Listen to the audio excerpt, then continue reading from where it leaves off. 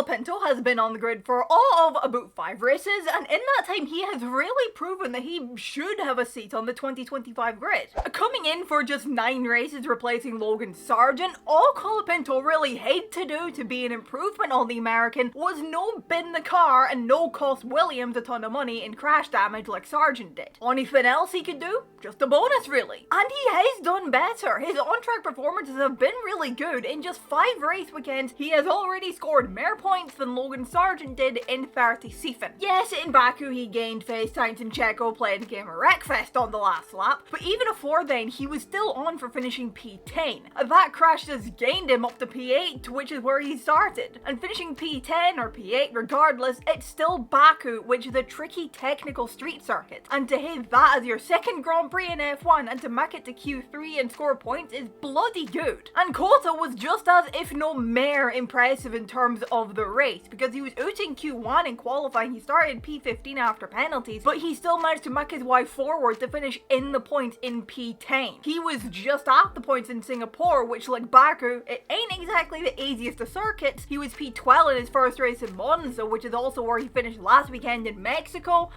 with a penalty though, but it was still P12, and he also finished there in the sprint in Austin. He is yet to finish lower than 12th. He's been doing really good performance-wise in a Williams car as well, which, mind you, it isn't terrible, but it isn't always the best of cars. I don't think anybody really expected him to do this good, because yeah, off his F2 performances so far this season, yeah, he wasn't doing all that bad. He was 6th in the championship, he was there or thereabouts, but he wasn't setting the world alight.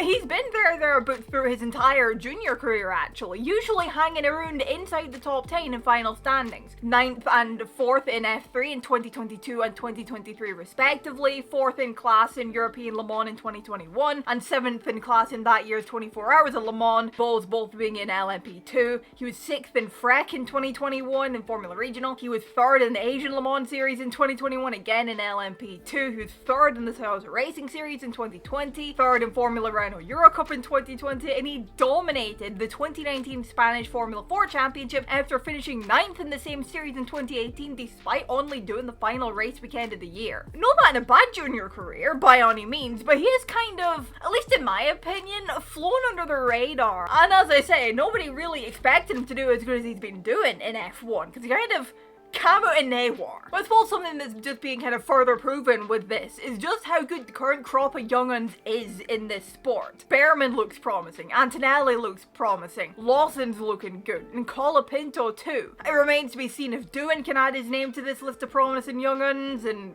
Bortoletto if he gets a seat. But F2 may be a period bit broken toward Wanwai Edu, but the young guys coming through are still good. Crucially for Colapinto, focusing back in on him, he's been had in his aim against Albon, who's been a bit, I don't know, shaky? Like, Albon is rated highly, but Colapinto ain't been giving him an easy time. Perhaps some of this is all due to Colapinto caning. He only has 9 races he's been scheduled for, and there's an A chance at Williams for 2025 in terms of a full seat and few options elsewhere. So if it take full advantage of this opportunity, show what you can do, show why you should be on the grid, and see what happens for the future. He's been gaining praise for a lot of folk, understandably so. Helmut Marko was singing his praises, acknowledging how good of a job he's been doing, saying, "We see it with Colapinto." As a relatively inexperienced and not very successful guy in the junior series, although it must be said he has never had the top teams, but what an incredible performance he's having now. Christian Horner has sung his praises. James Vowles has of course been praising his young driver. He's been praised for his technical feedback and his high level of understanding of the car. He's proven that, by all accounts, he deserves a shot at a full-time seat next year. But as I said, his options are limited, so what are they? Well, there's 12 options left: AlphaTauri and Sauber. Vowles has said that Colapinto is worthy of a drive next year, even if it's with a rival team, and to be honest, I do see the benefit for Williams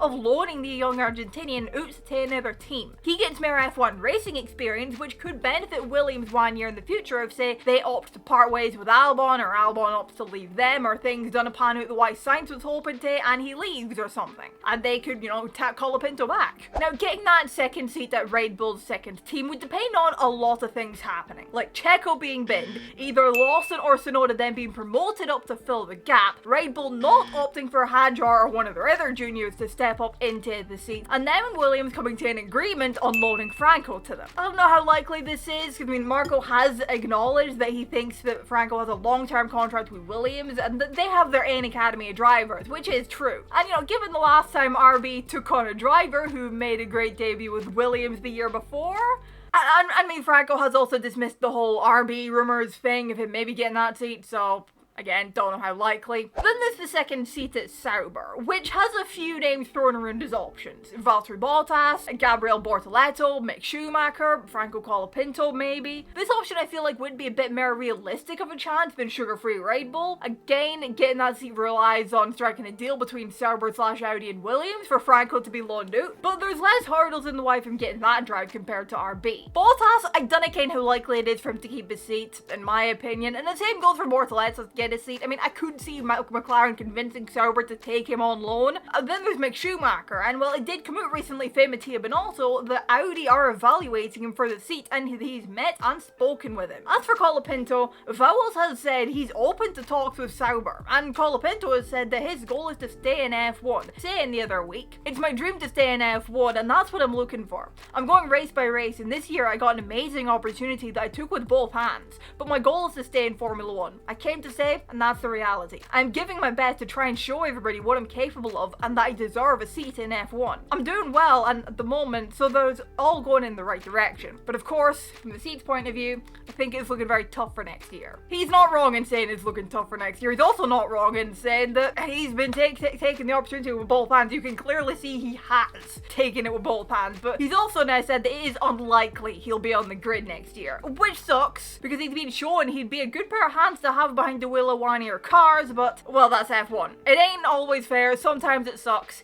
Here's what he said. "I done a hair seat for next year, and at the moment, I'm not racing in Formula 1. I'm probably going to be racing somewhere else. So look, it's going to be maybe a year that I'm not going to be here, but I hope to be showing that I deserve a seat here enough to come back in 26 or 27. It's my goal, and it's why I'm doing what I can race after race. That's why after qualifying I was disappointed with the result, and just trying to do my best session after session to try and show I deserve to be here. Should Colapinto be on the grid next year?